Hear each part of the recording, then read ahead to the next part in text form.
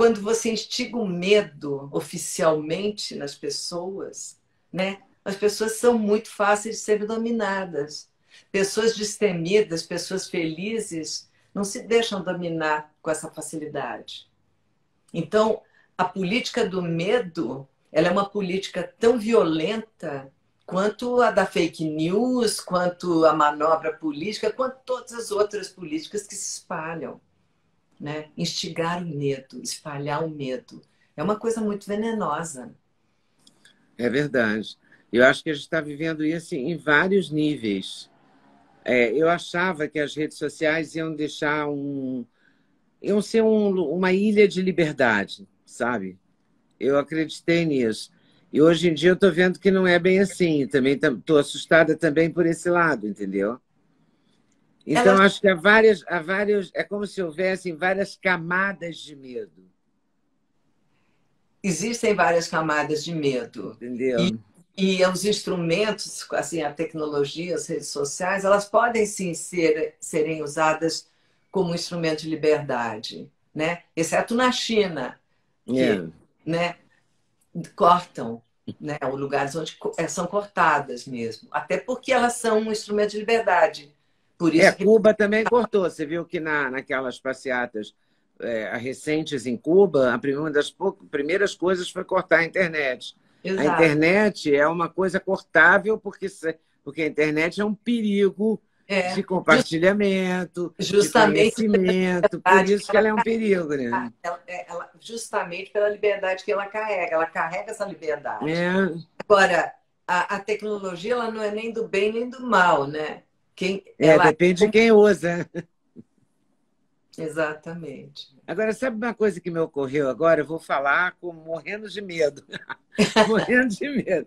Porque eu fiquei pensando agora, a gente fica falando nessa questão de como a mulher ainda está num lugar, ainda tem uma condição inferior à do homem.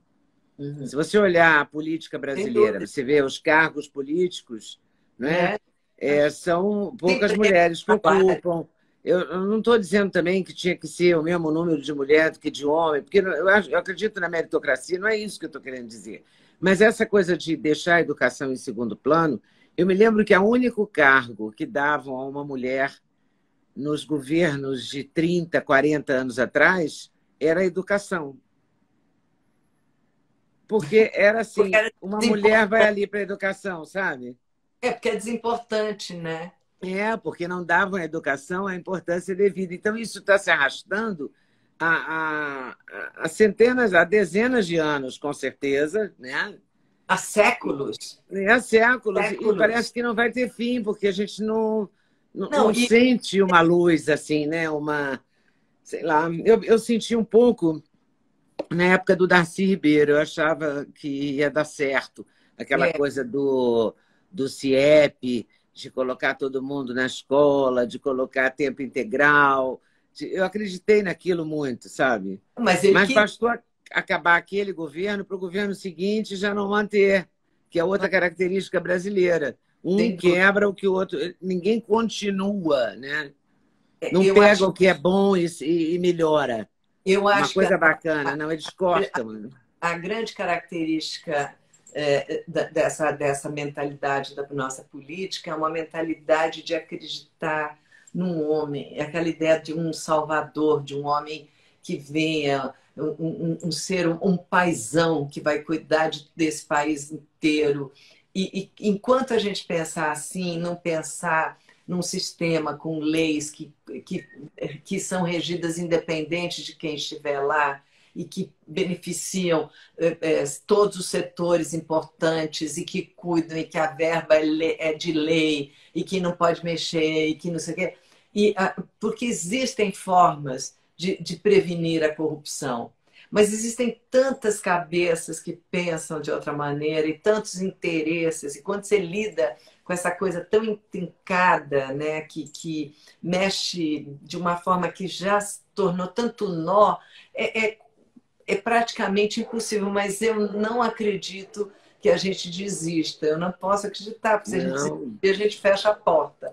Então, eu acho que assim, a gente tem que acreditar que vai acontecer. Eu, por exemplo, eu não sou uma pessoa que fica discutindo política, né? Embora eu tenha uma cabeça política, porque eu acho que todos nós temos, né? Mas eu me interesso muito por causas independentes. Então, eu vejo muito, por exemplo, nos Estados Unidos, que se vota em um determinado cargo assim, para pessoas, porque ele está defendendo uma coisa específica. Uhum. Então, assim, seja o que for, vote sim ou não, emenda tal que diz isso. Isso, assim, eles colocam pequenos cartazinhos nas casas e tal, e aquela região inteira está interessada naquilo, e aquilo acontece, e tem uma participação, porque é muito claro o que está sendo debatido ou discutido. É como se eu chegasse numa região X e de 300, sei lá, 3 mil moradores e falasse assim, olha, vamos votar sim ou não para ter esgoto aqui. Uhum. Então é bem claro, é bem simples, é bem específico. E aí não é uma promessa, é uma realidade que tem que ser aprovado, a verba foi discutida e vai ter que ser feito. E aí, quando as grandes incorporações aparecem, elas têm que dar em troca à comunidade. Uhum. Então, assim, tem todo um lance já. Eu não estou dizendo que lá não tenha milhões de problemas, porque, obviamente. Sim, é claro que tem. Zilhões, né? Então, mas eles têm formatos muito interessantes de participação. Exatamente. Né? Essa que é a verdade. Participação. E cumprem a lei, né? E cumprem a lei. Civil, né? Civil. A coisa civil ela é muito interessante.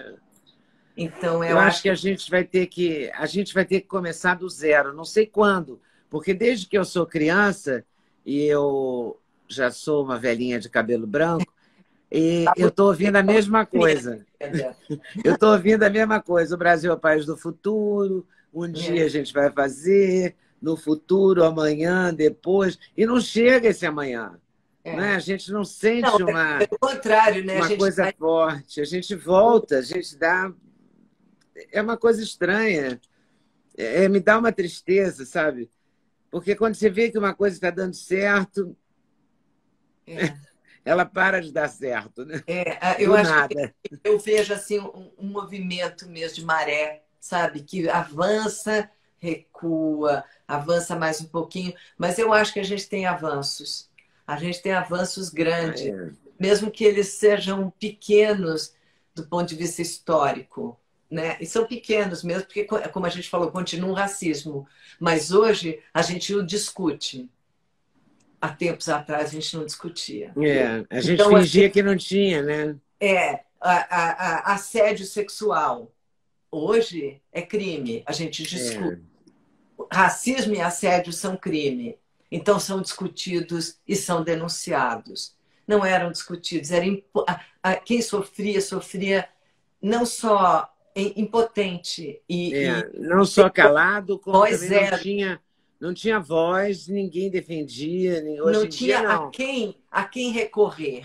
Então, hoje em dia, quando aparece uma louca racista e agride uma pessoa, pessoas em torno protestam, não é? Então isso é positivo, isso é sinal de que alguma coisa melhorou, né? Nesse avanço da maré que vai um pouquinho e recua, você vê que aumentou um pouquinho, mesmo dentro do recuo, porque recua mesmo. Uhum. Você vê, às vezes, recua tanto que você, como a gente falou no início da live, você acorda e fala assim, peraí, em que século que eu tô, né? Porque o recuo foi gigante, é quase uma ressaca que voltou para trás. Mas, mesmo assim, a gente tem que ver dentro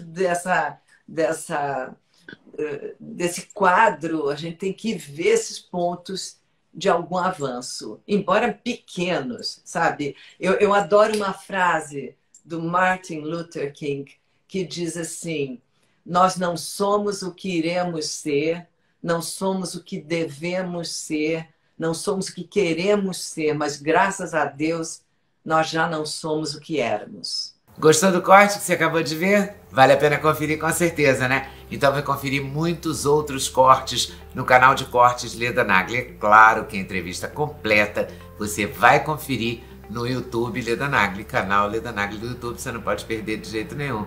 Valeu, tô te esperando, hein? Vem nessa!